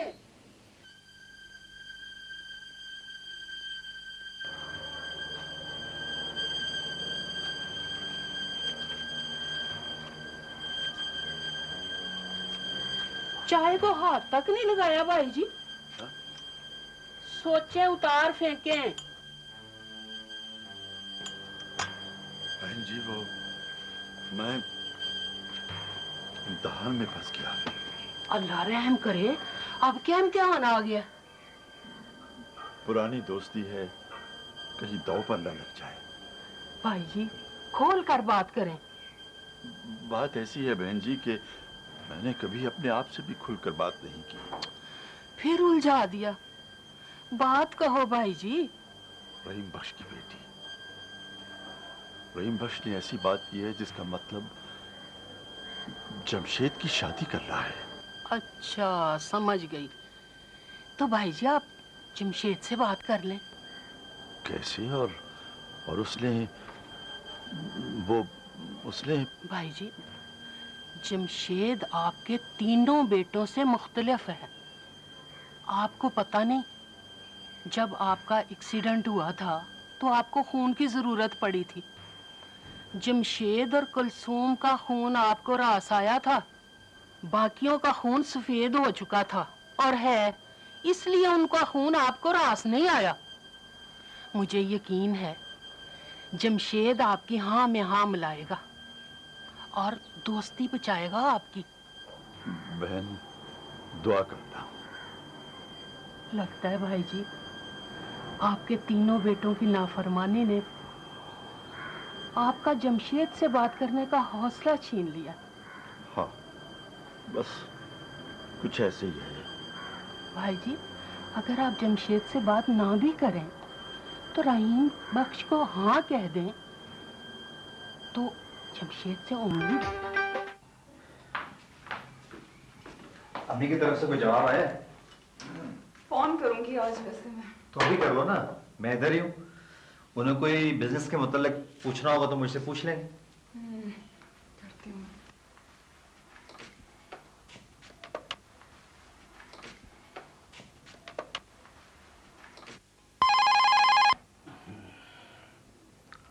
हेलो। हाँ बेटा मैं तुम्हारा अब्बू ही बोल रहा हूँ। अस्सलाम वालेकुम अब्बू जी। अब्बू वो यूसुफ पूछ रहे थे कि वो जो कारोबार की प्रपोजल उन्होंने दी थी उसका क्या बना? बेटा वो अरशद से बातचीत हुई है, वो भी एग्री है। वाकई अब्बू भाईजान एग्री कर गए? मुबारक हो यूसुफ, भाईजान एग्री कर गए जी। बरखुरदार पहले पूरी बात तो सुन लो। अरशद ने बताया है कि उसने अपनी सारी रकम डिफेंस सेविंग सर्टिफिकेट्स में लगा रखी है और वो सर्टिफिकेट्स 3 साल बाद मैच्योर होंगे। ये क्या बात हुई अब्बू? अरे बेटा मजबूरी है, वरना तो वो भी बहुत खुश था। शुक्रिया अब्बू। हाँ क्या मसला है? अब्बू कह रहे हैं कि भाई ने अपनी रकम डिफेंस सेविंग्स में लगा रखी, 3 साल बाद मैच्योर होंगे वो। तुम्हारा भाई अरशद जो है ना, वो एक मुनाफिक शख्स है, अपनी बीवी के हाथों में खिलौना बना हुआ है। वो शख्स धोखा खाएगा। बीवी के इशारों पर नाचने वाला शख्स हमेशा। मुझे सुना रहे हो? मैंने एक फैक्ट बयान किया है जो मुझ पर भी लागू होता है।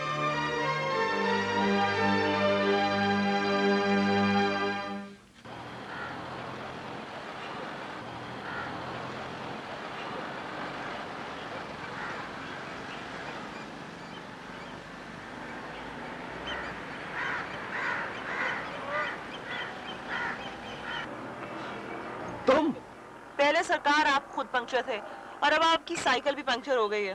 अब क्या करोगे? जो मुझे करना चाहिए। ऐसे करो, ये साइकिल समेत मेरी गाड़ी में बैठ जाओ, चल के इस साइकिल को ना नहर में फेंक देते हैं। सवार समेत?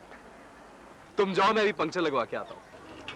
सुनो, मैं तुम्हारी वो दोस्त बनना चाहती हूँ जो दोस्त की मुसीबत में उसके काम आता है। ओहो, ख्यालात तो बहुत अच्छे हैं, लेकिन इनके इजहार का ये वक्त बिल्कुल ठीक नहीं है। प्लीज। किधर जा रहे हो? किधर का ख्याल है? बीमार सैकड़ों का यही अस्पताल है। डॉक्टर रफीक और रफीका, किधर जा रहे हो? किधर का ख्याल है? 2 मिनट रुकना। बीमार सैकड़ों का यही अस्पताल है। अभी रेती लगा रहा है, फिर छिलोछन लगाएगा, फिर चेक करेगा, पंचर हो तो बताएगा। ये क्या है? तुम्हें पता है, फीका जब भी मार्केट में आता है नई आइटम लेके आता है। हाँ।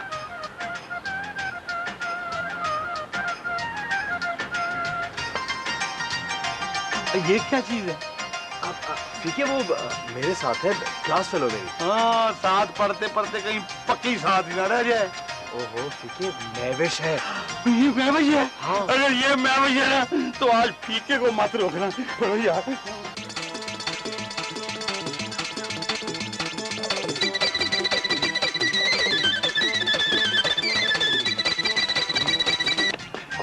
ये लें जी, पिए। ये मना भी करे ना, आप एक ही डीक में पी जाए। मुझे फीका कहते हैं, आप वैसे जो मर्जी कह लें, बस इसी तरह हंसती रहिएगा। ओह माय गॉड नहीं, अपनी गाड़ी में कोई ऐसा गाना लगाए जिसकी धुन पे फीका पेंटर लगा दे। बैठा साइकिल पे आजा, वेरी गुड। बैठा साइकिल पे आजा, बैठा साइकिल पे, मेरा बोले कड़ी कड़ी तू दिल दी जानी है, जाने दुनिया सारी मेरा साथी तेरा मुहेला थोड़ा मुझे बता, हम तो मरे मेरी जान है।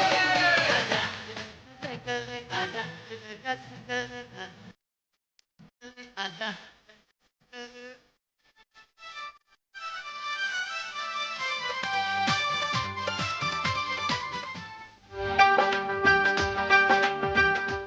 तो प्यास लग गई?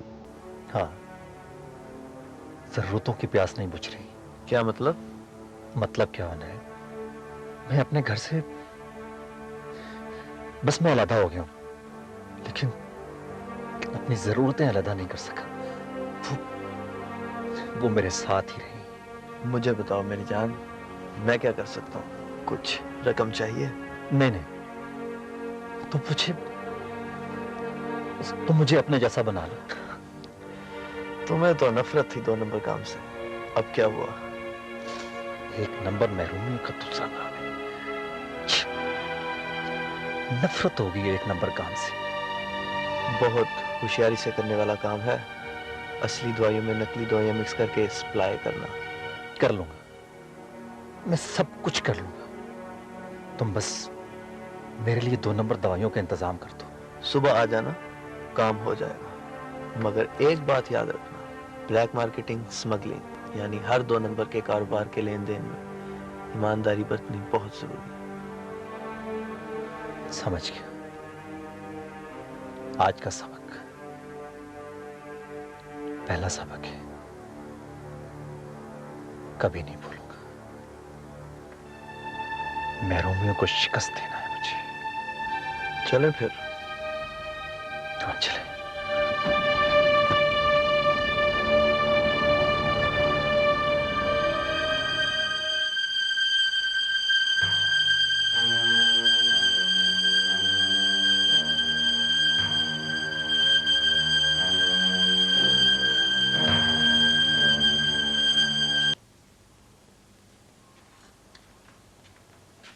क्या बना?